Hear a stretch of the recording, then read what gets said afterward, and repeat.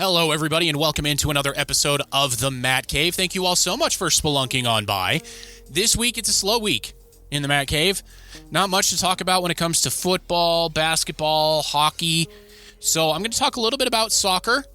I know that's not the most popular thing for me to talk about. And then I'm also going to talk about some MLB expansion rumors as well. So this will be a shorter episode this week. Enjoy your summer. Hopefully this week we'll see temperatures cool down a little bit here in Utah with the monsoon hitting us and some rain, but we'll see. But this isn't a weather show. Fun fact about me, by the way, growing up, I really did think about going into meteorology. I did. But it didn't happen. Probably for the better. Anywho, thank you all so much for being here. As always, follow me on the socials, Facebook, Instagram, The Matt Cave Podcast. You can find me on YouTube, The Matt Cave Podcast, all one word. If you want to email me, it is themattcavepodcast@gmail.com because I don't have a job, so I can't pay for a domain name. And that really boils everything down. If anybody's hiring, let me know. You can use that email to let me know. And let's dive into it. So first, let's start with the Utah Royals. Heading into their break, they were on a heater. They had a massive unbeaten streak with wins and draws in something like 10 or 11 straight games. They were flying high, and then the break happened at probably the worst time possible for the Utah Royals. Since the break ended, and it was like an international break, there were a lot of friendlies played, most notably USA versus Brazil down in Brazil, as sort of like a World Cup teaser for what's going to happen next year. But with what happened, it's kind of sad. So since the break, Utah has lost 3 straight. They lost to Chicago 3-2 in somewhat of a heartbreaker. They lost against Gotham City FC 3-1, and then they recently lost to Orlando. Or no, they didn't lose to Orlando. Excuse me, I read that wrong. They beat Orlando 1-0. So, overall, not great. 1-2 since the break. Could be better. They are still only 3 points out of first place. That game against Gotham City FC, that was a got-to-have-it moment, and the women just didn't have it in that game. They currently sit with a record of 8 wins, 3 draws, 4 losses. They only have a +6 goal differential, so if it comes to tiebreakers, they need to get that a tick up. But still, this has been a wildly successful season for the Royals.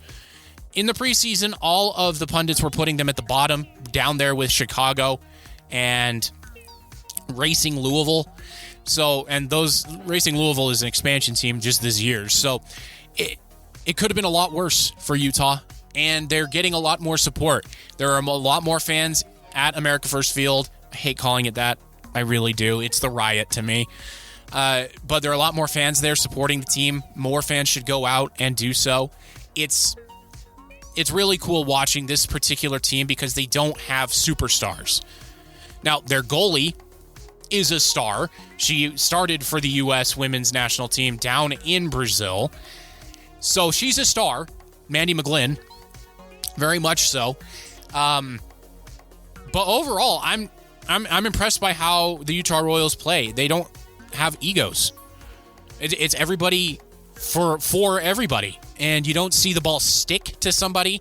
It's constantly flying around, and they stick up for each other too. If there's a crunching tackle, which in women's soccer, by the way, sometimes it's a lot more fun to watch than the men's because there are crunching tackles in every single game. There are rivalries in every single game. Like sometimes these players just do not like each other. And the same thing can be said of the WNBA. But in NWSL, it's a lot more fun sometimes because there are those crunching tackles, because they do play with a passion that you don't see sometimes in the men's game. And so it's a little bit refreshing seeing professionals at their level still playing like they're in high school or college, like they're playing for a scholarship. It's great. I really recommend anybody go out and watch the Utah Royals play a game, just like I do with Real Salt Lake while they still have their talent. I'll get to them in a minute. But Utah Royals, not the greatest start since the break ended, but hopefully with this win against Orlando, it gets them back on track. Their next game is against North Carolina. on the 25th of July. And this one, I mean, it's on Ion Television, so good luck finding that.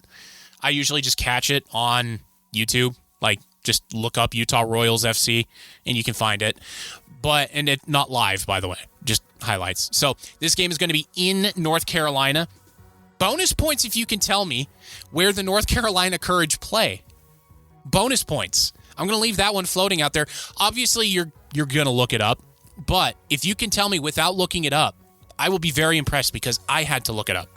And it's in a place in North Carolina that I would never have guessed would have a professional team. So there you go. But that is the next game for the Utah Royals. Hopefully they can get on another streak and get up towards the very tippity top of the league and get home field for their playoffs. I mean, that would be fantastic.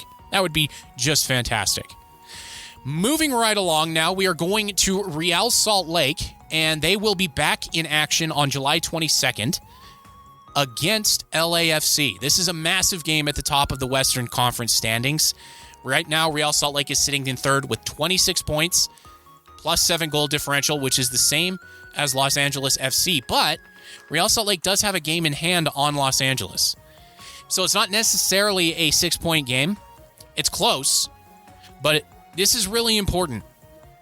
And what I expect to see from Real Salt Lake is a lot of, I don't want to say rage from Diego Luna, but really locked in Diego Luna in a way that I don't think we've ever seen before.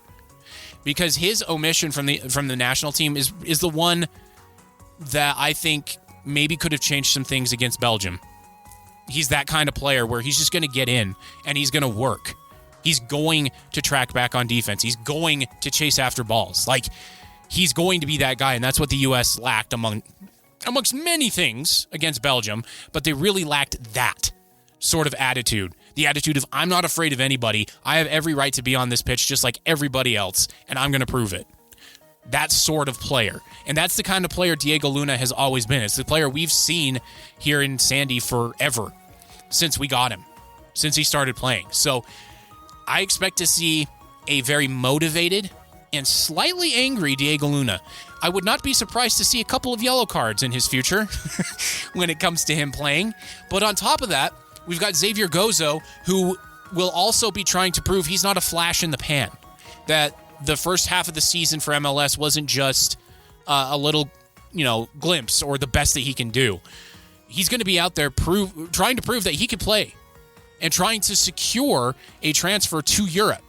And there are teams interested in Xavier Gozo. There are teams interested in Diego Luna, Sergi Solans.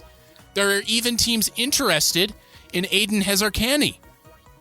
So the young pipeline that Real Salt Lake has that they continue to showcase is really impressive.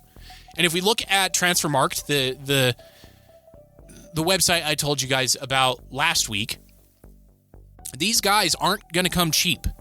So their market value for Xavier Gozo is €6 million, and the market value for Aiden Hezarkani is $3 million. Now, that's just the market value. When you are selling a player, you want to get above that number. If you're trying to purchase the rights to that player, you want to get below that line. So that is the kind of dance that is happening in world football. Whereas here in the States, we just have trades, right? We trade player for picks and cash considerations, or player for future considerations, that sort of thing. It's a lot different when it comes to world football. It's purchasing the rights to the player, and then that player can then either agree to sign with that team, or the contract talks could stall or fall apart altogether, and the player goes right back to that original team. It's really awkward when that happens, but it happens a lot. So when we're looking at what Real Salt Lake has, right now the big rumors are Xavier Gozo going to France or Germany. And I talked about it last time. Olympique Lyonnais and TSG 1899 Hoffenheim are both very interested in signing Xavier Gozo. Aiden Hezarkani was actually there. They've been approached by Brighton and Hove Albion. That's a team that plays in the Premier League, and they're a very fun team. They're always punching above their weight, and they play a very fast game, and it's really fun to watch. So those are the two for Aiden Hezarkani. Club Monterrey did make a offer for Diego Luna, but that offer was basically insultingly low. Diego Luna, he would like to go to a bigger league, but I don't know if Liga MX is that league. And so when you look at Diego Luna and his transfer value right now, Transfermarkt has him at around 8 million euro. Exchange rates, what they are, it's like $9.5 million, 10. So when you look at that offer that they received an offer from Club Monterrey in the ballpark of $3 million. That's way low. That's a third of what Diego Luna is worth. And so Real Salt Lake rejected that outright, wisely. And so something that's very interesting is to see when Diego Luna comes back, what form is he going to be in? Is he going to be healthy? And dovetailing off of that, will the bigger clubs be interested in signing him? I think they would be. He is undersized, which will always knock his value down. But his go-get-it, his attitude about the game, and his attitude towards his teammates is second to none. And I would love to see Diego Luna get in and on with a team in Spain, in France, just not in the Netherlands. It seems like that's where Americans go to get their careers to go somewhere, and they just kind of stall out. Serginho Dest comes to mind. Ricardo Pepi is another one. By the way, sidebar, can we stop with Ricardo Pepi? He's not that guy. There's a lot of guys on the U.S. men's national team this year that have proven they're not that guy. Ricardo Pepi, Timothy Weah, they have both proven they're not that guy. So can we stop with Pepi? Just stop. He's not that guy. Flo Balogun, that's an example of who that guy is. Find somebody else. Ricardo Pepi's not him. All right, back to regularly scheduled programming. Another name that has been coming up in transfer rumors is Morgan Gilavogi. He is the assist maestro this season for Real Salt Lake. He did just join the club in February of this year, but he is garnering interest from Europe as well. He is from Belgium and France, so he already has connections over there. That's another name to look out for. So there's a lot of players that Real Salt Lake could flip for a very handsome transfer fee.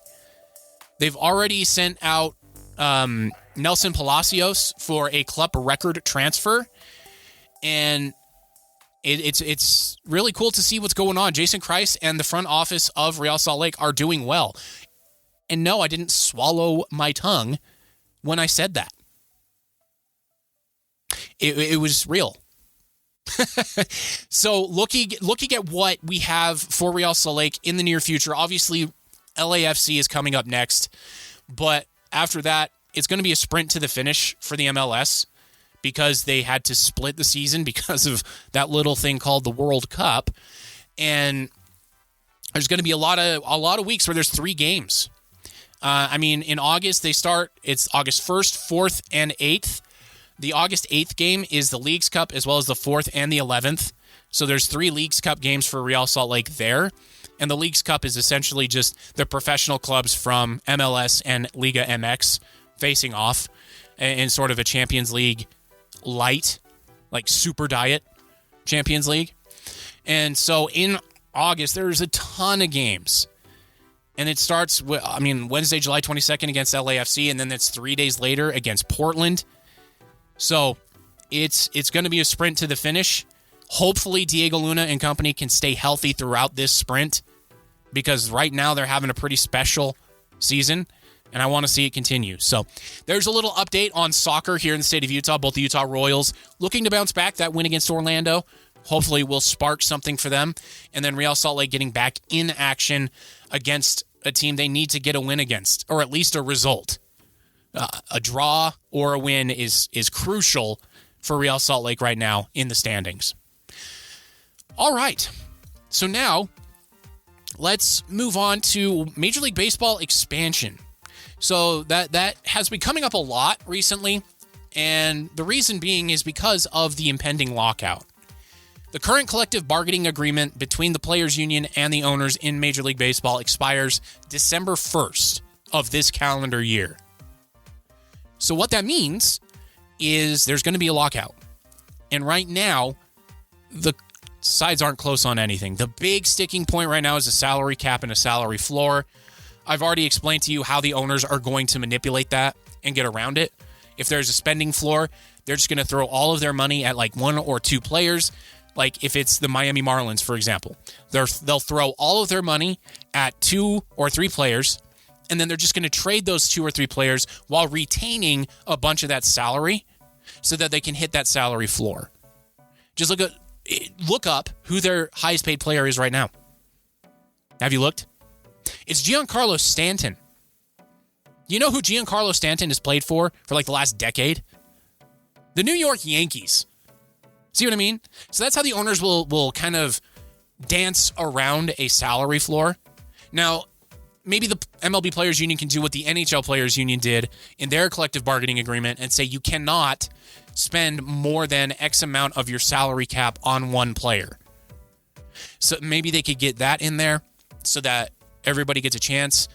But then the owners also want to have a draft where it's only 12 rounds. The players don't want that because that limits jobs and potential jobs for their players union to get stronger and bigger. And then the owners also want spending limits as well as some other really cheap crap. And then the players, they're not heroes either. They want some things as well. They want to increase the roster size from 26 to 28 for the first 15 days of the season. I don't know why that particular number. They also want to allow clubs to place injured players on the 60-day IL at the November tender deadline. So that's a deadline that teams have to tender contracts to players that are already in their organization, basically restricted free agency in every other league. Opening 40-man roster spots 3 months earlier than the current model, which means players that may have had Tommy John surgery or some other major injury in, let's say, September. Those guys are going to be out for at least another season, right? Under the current model, those guys still take up a slot on the 40-man roster heading into the offseason. With what the players want, they want that guy on the injured list and removed from the 40-man, which opens up another spot, another job, right? The players also want to limit the number of minor league options from 5 per season to 3. Minor league option, in case you didn't know, you probably did because you're smart, you're listening to this program, but in case you didn't know, a minor league option is basically how many times a player can be bounced from the major leagues to the minor leagues in any given season. Right now, under the current model, it's 5. Players want to limit that to 3 for job security and job stability. They want to provide salary protections for pitchers affected by roster manipulation.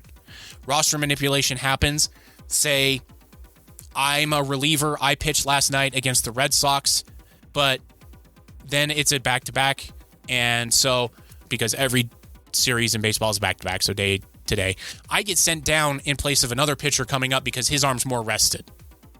They want to remove that. They don't want to allow front offices to be able to just bounce pitchers up and down like that. They want to accelerate the Rule 5 draft. Rule 5 draft is really complicated. Basically, what the Rule 5 draft is if you lost a player to free agency, you get a pick in the Rule 5 draft, essentially. And it's not if you made a qualifying offer to a certain player. If you made a qualifying offer, you get a draft pick, a compensatory draft pick in the MLB draft, much like in the NFL. Rule 5 is different. It's complicated. I don't like it, but it's there. Currently, players who signed at 18 or younger must be protected on the 40-man roster within 5 years. Players who signed at 19 or older must be protected within 4. They want to accelerate that down to 2 and 3 years. They want to increase the current luxury tax threshold, which means luxury taxes like the Dodgers are spending $300 and some odd million on their roster. They are into the luxury tax by hundreds of millions. Basically, the players want that penalty lessened so that their players can get paid more. They also want to create an earlier path to free agency. Free agency right now in baseball is insane. You have to have X amount of service time in the major leagues. And once you hit that, like in the first part, you get renewable contracts. So the team can basically say, based on how many games you played this season, we'll renew your contract for X amount. And that's it. There's no negotiation. After that, they can go into what's called arbitration. Basically, the player says, I'm worth this much. The club says, no, you're not. You're worth this much. And a neutral third party says, well, actually, he's worth this much. And that's the contract that's signed. And that goes on for a couple of years before they can then hit unrestricted free agency. It's ridiculous in baseball. It really is. So that's what the players want. That's what the owners want. Those owners also want an international draft. Right now, there is no sort of structure when it comes to international players. Basically, if you are the age of 17 by September 1st of the year you sign your contract, that's it. So it's whoever has the most robust scouting department gets the best international players.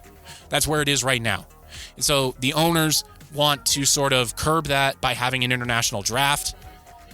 The players aren't 100% one way or the other on this one. A lot of them say, well, there should just be a draft like every other league where it's everyone.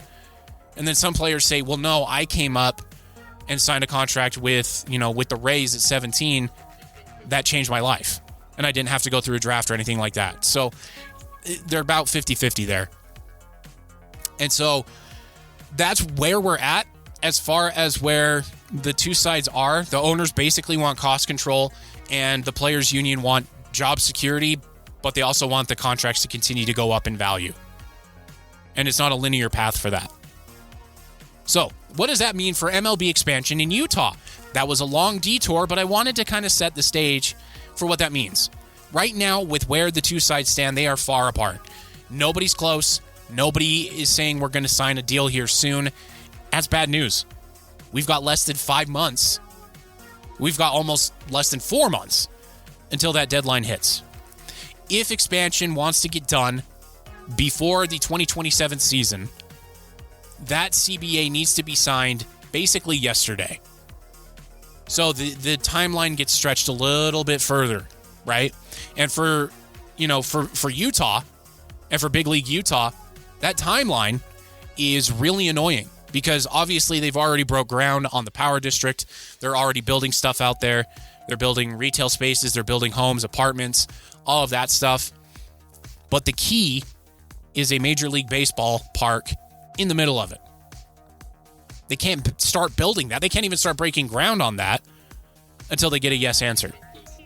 So the longer that stretches out, the longer it takes for the stadium to get built, which means the longer it will be before we get baseball in Utah.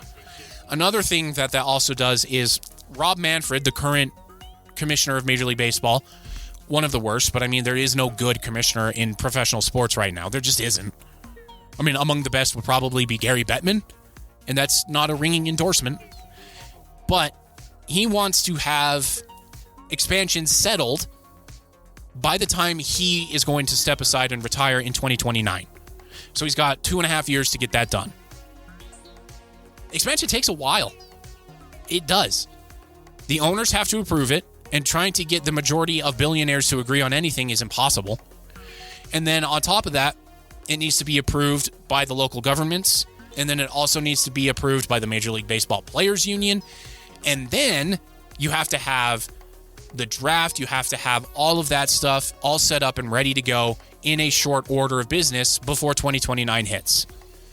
So what I'm telling you, dear Spelunkers, is while the dream is not dead, the dream's not on life support, but it is ailing. And that's not good news. But if you do want a modicum of good news to wrap up this episode, according to Sports Illustrated, however far that former journalistic haven has fallen, it hasn't fallen as far as ESPN, but they're pretty much hand in hand diving into the Pacific with cement blocks to their feet into the Marianas Trench. Utah is ranked second in the top 8 potential markets for, or candidates, I guess I could say, for MLB expansion. They say they're second, behind only Nashville, which Nashville is a foregone conclusion. There is no way Nashville does not get a team.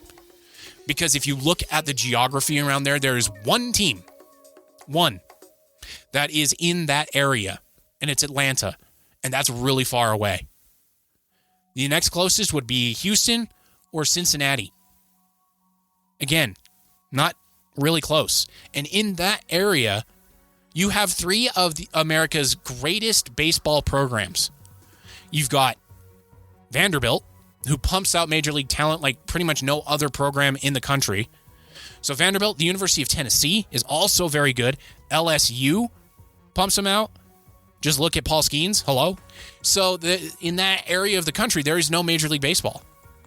And then in Mississippi and Alabama, you also get a lot of talent. So they need a team there. And if you look at Nashville, they already have the Tennessee Titans, who have been god-awful for basically their entire existence. And then you also have the Nashville Predators. Those two teams consistently sell out. So baseball is a foregone conclusion in Nashville. It's just everybody is playing for second, right? And I know that the owners really want another team in the West. So it would be one team in the West, one team in the East, just to make, the divisions and the conferences equal. And the front runners out West are Salt Lake City and Portland. Yeah. So that's really where it's at. It's between Salt Lake City and Portland. Out in the East, there's places like Charlotte, North Carolina. Again, another region that could use a baseball team. And then Montreal. I doubt that's going to happen. Baseball's probably just going to take the L on that market and just move on. But there are a couple of places I want people to keep in the back of their mind that are going to make a strong push here soon. One would probably be up in Western Canada, maybe Vancouver, up in that area. Just look at Canada getting behind Toronto, and the Blue Jays in the last World Series. There's an appetite for baseball in Canada. And then the other one is Orlando. Orlando has a lot of really rich investors that want to bring a Major League Baseball team to Central Florida. I don't really see the owners going for that because there's already the Miami Marlins, there's the Tampa Bay Rays. Why get a third team there? They can't even make 3 teams work in California. The A's are moving to Vegas, so that's done. The Rays finally have ground broken for their new stadium. That was the first major obstacle I talked about 2 years ago when it came to expansion in Utah. That hurdle is crossed.